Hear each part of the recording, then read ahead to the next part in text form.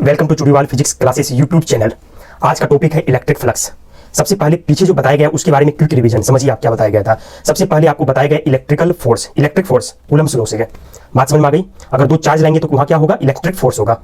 Electric force से एक concept निकला इलेक्ट्रिक फील्ड, है ना। इलेक्ट्रिक फील्ड को इस तरह से समझ सकते हैं जैसे टेबल फैन हो अगर चार्ज तो उससे हवा जो निकल रही है that is the electric field. बात समझ में आ गई। उसके बाद इलेक्ट्रिक फील्ड जो समझे थे, आफ्टर दैट कॉन्सेप्ट समझा गया electric field lines. Electric field lines जो है वो इलेक्ट्रिक फील्ड को एक रिप्रेजेंट करने का तरीका है, ये भी समझ में आ गई। उसको किस तरह से आप पिक्चर के रूप में दिखा सकते हैं, that is electric field lines. अब जो देखेंगे इलेक्ट्रिक फ्लक्स, देखिए इलेक्ट्रिक फ्लक्स से हमें स्ट्रेंथ ऑफ इलेक्ट्रिक फील्ड पता लगेगी। स्ट्रेंथ मींस ताकत, इलेक्ट्रिक फील्ड कितनी है, कितनी ताकत है उसमें, मींस स्ट्रेंथ क्या है, उसकी क्राउडनेस कितनी है ना। किसी लोकेशन पर जो हमें रिलेटिव डेंसिटी से पता लग रही थी कि इलेक्ट्रिक फील्ड लाइंस जो हम ड्रॉ करते हैं एरो से, सारे एरो को मिलाकर, तब हमें ये अगर दिखाना है, समझना है कि दो पॉइंट को आप देख ले और इसमें स्ट्रेंथ किसकी ज्यादा है, तो जिसकी रिलेटिव डेंसिटी ज्यादा है उसकी स्ट्रेंथ ज्यादा होगी। ये तो हम जो इलेक्ट्रिक फील्ड लाइन समझे थे वो नॉन मैथमेटिकल टूल है ना। उसको मैथमेटिक्स से नहीं, विदाउट मैथमेटिक्स पिक्चर के रूप में शो कराया गया था। पिक्चर से आप समझ सकते थे कि हाँ इस पर्टिकुलर लोकेशन पर इलेक्ट्रिक फील्ड की स्ट्रेंथ ज्यादा है क्योंकि रिलेटिव डेंसिटी ज्यादा है या कम है उसके अकॉर्डिंग। बात समझ में आ गई। अब जो इलेक्ट्रिक फ्लक्स है ये मैथमेटिकल टूल है, फिर से ये इसमें मैथमेटिक्स लगेगा, इसमें फॉर्मूला है। ये इससे क्या पता लगेगा, इससे स्ट्रेंथ पता लगेगी इलेक्ट्रिक फील्ड की स्ट्रेंथ कितनी है। तो इसमें निकालेंगे कैसे, अगर इलेक्ट्रिक फील्ड लाइंस जो किसी पर्टिकुलर एरिया से जा रही है, अगर सपोज दो लोकेशन हम चूज कर लिए, दोनों लोकेशन पर सेम एरिया के एक एलिमेंट ले ले, है ना। सपोज एक लोकेशन पर लिए S1, दूसरी लोकेशन पर S2, दोनों की एरिया सेम है। अब देखेंगे किस एरिया से इलेक्ट्रिक फील्ड लाइंस ज्यादा पास कर रही है उसकी स्ट्रेंथ ज्यादा होगी। बात समझ में आ गई। तो इसमें क्या करते हैं हम, normal to the area component जो भी फील्ड है उसको कंसीडर करते हैं। बात समझ में आ गई। अगर कोई एरिया लिया जाए वहां से फील्ड लाइंस जो है उसके सरफेस से ही पास कर रही हो, तो एक तरह से देखा जाए तो उसके सरफेस से पास कर रही है, लेकिन उसके नॉर्मल कंपोनेंट जो एरिया क्या उससे पास करने वाली लाइंस जीरो हो गई, तो उसकी स्ट्रेंथ जीरो समझे आप।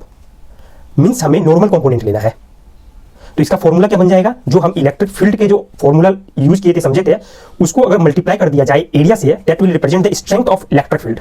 इलेक्ट्रिक फ्लक्स देखिए सिंपल लैंग्वेज में आप ये समझ सकते हैं, अगर कोई मतलब लिक्विड पास कर रही है कहीं से भी, तो वहां पर क्या होगा, rate of flow of liquid, किस रेट से फ्लो कर रही है लिक्विड, वो जानने के लिए आप क्या करेंगे, volume crossing the area per unit time निकाल लेंगे, है ना। हर सेकंड कितनी वॉल्यूम उस एरिया से पास कर रही है गिवन एरिया से, वो उससे पता लग जाएगी कि फ्लो क्या है लिक्विड की। उसी तरह से इलेक्ट्रिक फील्ड के केस में हम ये देखेंगे कि number of lines in A given area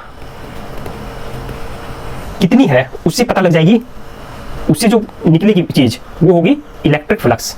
इसका मतलब इलेक्ट्रिक फ्लक्स जो है it gives the number of lines in A given area, total lines कितनी है, इससे पता क्या लगेगी, स्ट्रेंथ पता चल जाएगी। तो यहां पर क्या है, no flow of a physically observable quantity. बात समझ में आ गई। वहां पर लिक्विड के केस में कुछ ना कुछ तो फ्लो कर रही थी, यहां पर फ्लो नहीं है, it is not physically observable quantity. यहां पर सिर्फ ये देखना है कि इलेक्ट्रिक फील्ड लाइंस कितनी है गिवन एरिया में। इससे क्या हमें वैल्यू मिलेगी, it is the measure of strength of electric field at that point. Strength क्या है ना। आपने देखा होगा कि आप किसी पॉइंट की स्ट्रेंथ किसी पॉइंट पर इलेक्ट्रिक फील्ड जो आप ड्रॉ किए थे पीछे, आपको जो समझाया गया है, किसी पॉइंट पर स्ट्रेंथ के लिए इलेक्ट्रिक फील्ड लाइन से समझ सकते हैं, क्योंकि इलेक्ट्रिक फील्ड लाइंस से ये पता लग जाएगी कि उसकी स्ट्रेंथ क्या है किसी पर्टिकुलर पॉइंट पर। और अगर किसी एरिया की बात की जाए तो वहां पर इलेक्ट्रिक फ्लक्स से पता लगेगी कि उस जगह स्ट्रेंथ क्या है इलेक्ट्रिक फील्ड की। तो इसका सिंपल सा मेथड ये है कि electric field lines given area में निकालने के लिए आपको जो निकालना है वो है इलेक्ट्रिक फील्ड जो वेक्टर क्वांटिटी है उसको मल्टीप्लाई कर दे एरिया से, है ना। तो इससे पता लग जाएगी strength of electric field, means total number of lines of electric field in A given area. यहां पर ये भी वेक्टर है, दोनों के बीच में डॉट, इसका मतलब क्या हुआ, ई delta S cos theta. Angle दोनों के बीच में अगर जीरो है तो वो मैक्सिमम वैल्यू देगी। जीरो कब होगी? सपोज कोई एरिया है, इसके परपेंडिकुलर इलेक्ट्रिक फील्ड जा रही है, इलेक्ट्रिक फील्ड लाइंस की है, नहीं ये वेक्टर से डिनोट कर दे। अब ये जो एरिया एलिमेंट है इट इज ऑल्सो वेक्टर, इसकी डायरेक्शन जो होती है इस एरिया वेक्टर की नॉर्मल डायरेक्शन में होती है। इसकी जो नॉर्मल है उसी डायरेक्शन में इस एरिया वेक्टर की डायरेक्शन को हम रिप्रेजेंट करते हैं।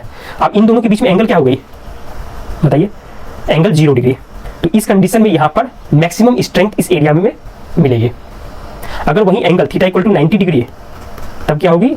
इलेक्ट्रिक फ्लक्स 0, इलेक्ट्रिक फ्लक्स क्या हो जाएगी? 0 हो जाएगी। 90 डिग्री cos 90 इक्वल टू 0। तो इलेक्ट्रिक फ्लक्स से आपको क्या पता चल जाएगी? Electric flux simply strength of electric field.